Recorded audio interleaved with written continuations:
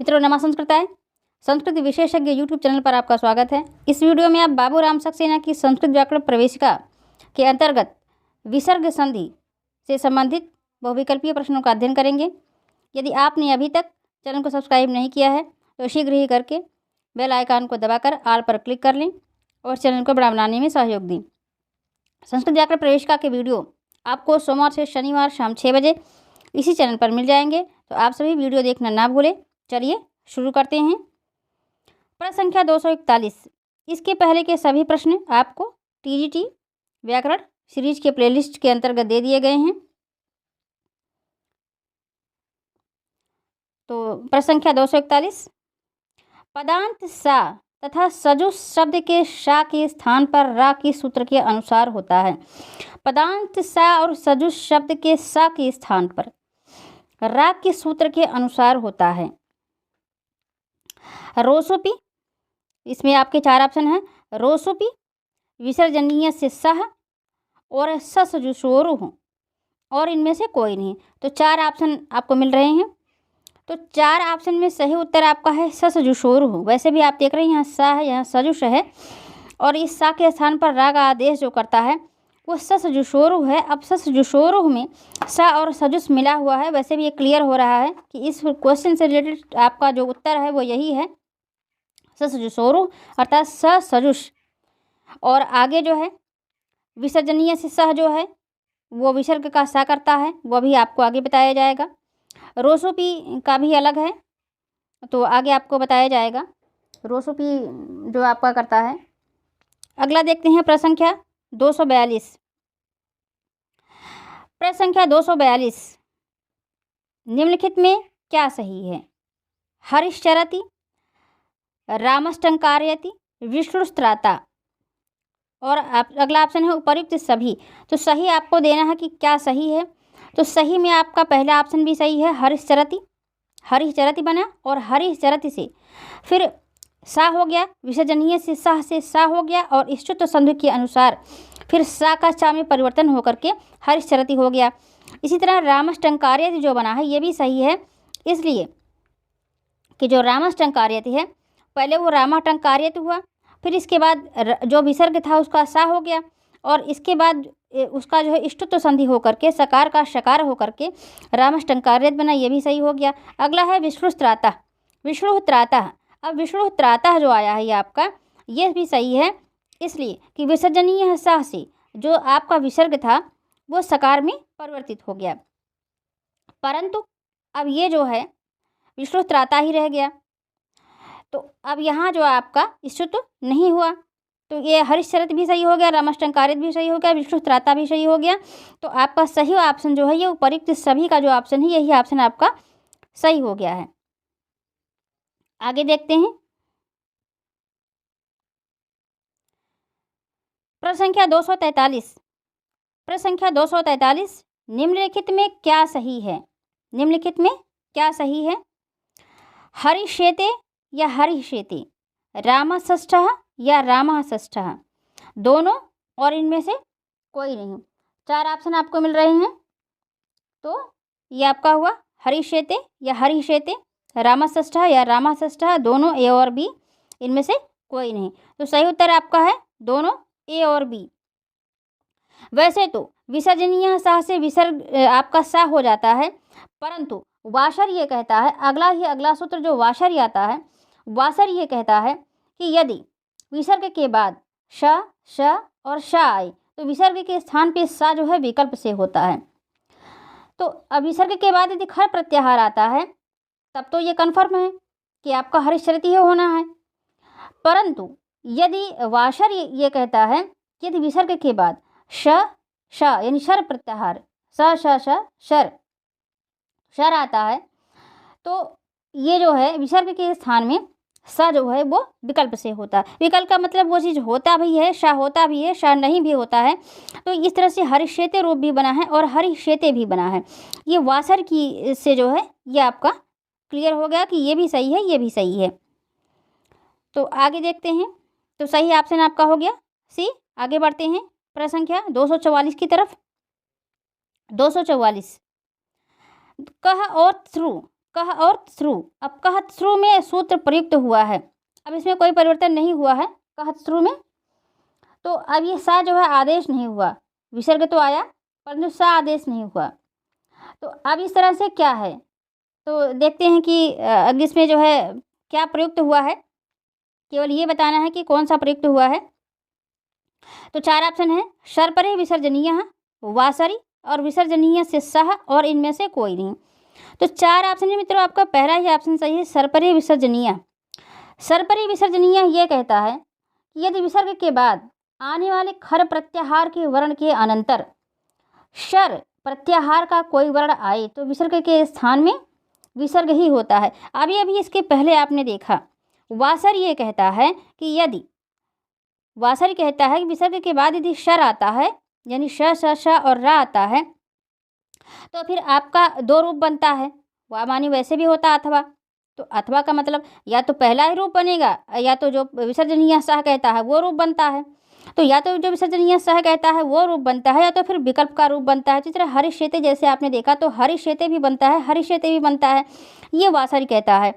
और विसर्जनीय सह ये कहता है कि विसर्ग के स्थान पर सा का आदेश होता है, जैसे हरिश्चरति तो हरिश्चरति हो गया।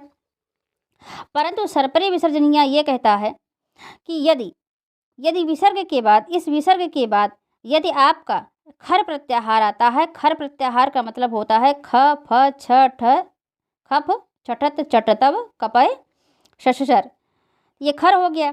तो यदि आता है और प्लस उसके बाद खर के बाद अगर आपको मिलता है शर, ध्यान देंगे इसमें दोनों ही मिल रहा है, खर भी आता है शर भी आता है। तो खर का मतलब ये जो ता वर्ण आपको मिला, यहाँ शुरू में जो ता वर्ण मिल रहा है, ये जो ता आपको मिला है ये क्या है, ये खर में ही है, खप छटत चटतव। तो खप छटत चटतव के अनुसार ये जो ता शब्द आपको मिला, शुरू का जो ता मिला, ये आपका ये हलंत रूप मिला और ये आपका हो गया खर प्रत्याहार के अंतर्गत। और यहाँ जो आपका सा मिल रहा है यानी ये जो ता और सा जो आप देख रहे हैं, तो ये जो सा आपको मिल रहा है ये सा आपका शर प्रत्याहार के अंतर्गत आ गया। तो अब यहाँ आपको खर प्रत्याहार भी मिला और प्लस उस खर प्रत्याहार के बाद तुरंत शर प्रत्याहार का जो ये सा आया, इस वजह से ये सर्परे विसर्जनीय यहाँ जो है काम कर रहा है, ना तो वासरी कर रहा है और ना ही विसर्जनीय सा। और ऐसी स्थिति में आपका यही रूप कन्फर्म होगा, ना तो पहला रूप बनता है जो हरिश्चेते वाला था और ना ही हरिश्चलते वाला रूप बनता है।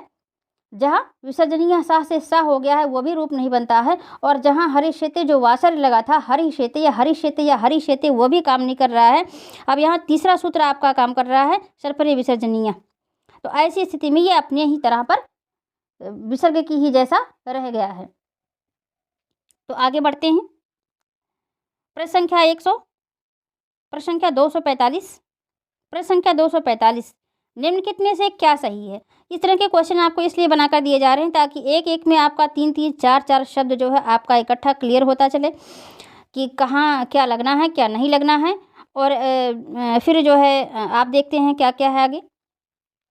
अगला है नमस्करोति या नमः करोति, निम्नलिखित में क्या सही है, पुरस्करोति और तिरस्करोति या तिरह करोति और उपर्युक्त सभी।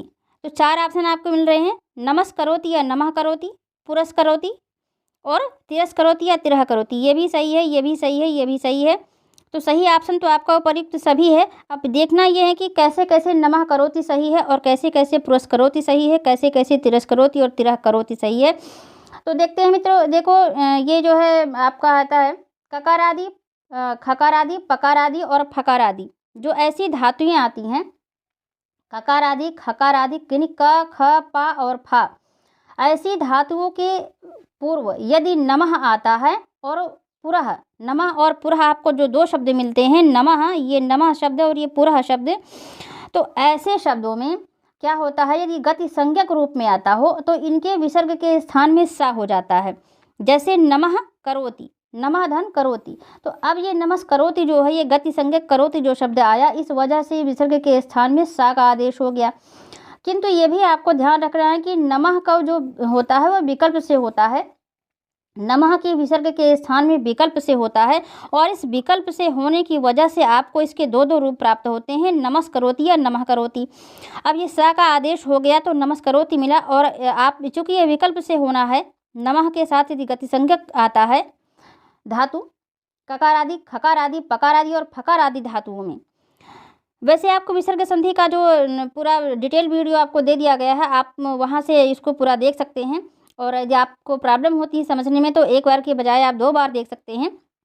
इसीलिए आपको हमने पहले इस बार हल संधि से आपको पहले PDF ही उपलब्ध करा दिया है। बाबूराम सक्सेना का जो मूल PDF है वो आप ज़रूर देखें। वो जब आप वहाँ से देखेंगे तभी आप यहाँ समझ पाएंगे, आपको समझने में यहाँ सुविधा रहेगी। तो ये आपका नमस्कारोति क्लियर हो गया। और लेकिन वहीं तुरंत ये कहता है अगला जो है नियम इसमें ये भी लागू हो रहा है कि पुरस्करोति यदि पुरः के साथ आता है तो नमः के साथ में तो सा का आदेश हुआ, लेकिन जब पुरः के साथ में आदेश होता है तो वहाँ जो है विसर्ग के स्थान पर नित्य रूप से सा होता है, नित्य रूप से सा होता है। अर्थात पुरः के साथ में जब गति संज्ञक आते हैं ककार आदि, खकार आदि, पकार आदि, फकार आदि, तो यहाँ आपको ये रूप नो प्राप्त होगा, है ना। यहाँ जो नमः करोति का रूप है तो पुरः करोति शब्द आप नहीं प्राप्त करेंगे, आपको केवल पुरस्करोति ही मिलना है। तो बिल्कुल इसको ध्यान रखेंगे कि यहाँ नमः के साथ में ये दोनों रूप प्राप्त होंगे, लेकिन पुरः के साथ में केवल पुरस्करोति रूप ही प्राप्त होंगे। ये भी सही है, ये भी सही है। यदि आपको पुरः करोति मिलता है तो वो रंग है। और अगला आपका है तिरस्करोति या तिरह करोति। अब तिरस्करोति भी सही है, तिरह करोति भी सही है, पर इसके लिए अगले वार्तिक की ज़रूरत आपको पड़ी, अगले नियम की ज़रूरत पड़ी। तिरसो अन्य तरस्याम, तिरसो अन्य तरस्याम ये कहता है कि तिरस के बाद यदि क ख प फ आए तो सा जो है विकल्प से बना रहता है। सा पहली बार तो आपने देखा कि नमः के साथ में आया, नमः के साथ में भी वही चीज़ें आई थी, ककार आदि, खकार आदि, पकार आदि, फकार आदि। यहाँ तिरस के बाद क ख प फ आए, तिरस के बाद क ख प फ आए मनी उससे निश्चित धातुएं जो हैं तो सा जो है वो विकल्प से बना रहता है। तो अब यहाँ वही नमः की बात क्लियर हो रही है, जैसे नमः के साथ में भी बना रहेगा और तिरह के साथ में भी बना रहेगा। तो तिरस और करोति, तिरस धन करोति, तिरस करोति या तिरह करोति, तो दोनों सही है। तो एक तरीके से दूसरे शब्दों में आप ये कह सकते हैं कि नमः और तिरह, नमः और तिरह यानी तिरस के साथ में आपको मिलना है नमः। नमः तो नमः ही आया है, सा का आदेश हुआ है। तिरस में जो है तिरस आया है, तिरस शब्द आया है, टोटली तिरस ये बना हुआ है। जैसे तिरस करोति के लिए आप ये करेंगे तिरस और करोति। तो अब ये जो तिरस शब्द आपको यहाँ प्राप्त हो रहा है, नमः में तो नमः शब्द प्राप्त हो रहा है, ये आपको प्राप्त हो रहा है नमः धन करोति, यहाँ आपको प्लस मिल रहा है, लेकिन यहाँ जो है तिरस के साथ में मिल रहा है। अब इस पर एक सूत्र भी लगा है तिरसो अन्य तरस्याम। तो तिरस के साथ जब आएगा तो तिरस करोति रूप आपको प्राप्त होगा, वहाँ सा का आदेश नहीं है, इसी सा का ही पूरा आधा हो गया है। तो ऐसी स्थिति में ये भी आपको ध्यान रखना है कि इसका जो संधि विच्छेद जो कार्य है वो तिरस करोति करके है, तिरस करोति या तिरह करोति। तो जब आप तिरस करोति का संधि करेंगे तो तिरस करोति करेंगे, और लेकिन अगर नमस करोति का आप संधि करेंगे उसमें जो है संधि विच्छेद करेंगे, उसमें जब तिरस करोति के संधि विच्छेद में आप करेंगे तो तिरस करोति हो जाएगा, और जब नमस करोति का संधि विच्छेद करेंगे तो नमः करोति हो जाएगा। तो ये आपका क्लियर हो गया। अब इसमें जो है आपका सब सही है, तो सही उत्तर आपका है क्या सही है, तो सही में आपके डी ऑप्शन सही है, उपर्युक्त सभी, उपर्युक्त सभी जो है आपके ये सही हो गए। और इसके बाद मूल तो में तो आपको डिटेल पूरी जानकारी दी ही गई है, मूल आप ज़रूर देखें जो मूल PDF गया है। इस वीडियो में इतना ही, सभी वीडियो आपको क्रम से TGT संस्कृत व्याकरण की प्लेलिस्ट में मिल जाएंगे। चैनल को सब्सक्राइब अवश्य कर लें, क्योंकि इस चैनल पर आपको संस्कृत और हिंदी विषय से संबंधित वीडियोज़ मिलते रहेंगे। आप हमें सोशल मीडिया पर भी फॉलो कर सकते हैं, सभी के लिंक नीचे डिस्क्रिप्शन में दिए गए हैं। वीडियो को लाइक करें, शेयर करें, अपने सुझाव कमेंट बॉक्स में दें। वीडियो कैसा लगा ये अवश्य बताएं। चैनल को अधिक से अधिक संख्या में सब्सक्राइब करें। मिलते हैं अगले वीडियो में, तब तक के लिए मित्रों नमः संस्कृताय, शुभ संध्या, शुभ रात्रि।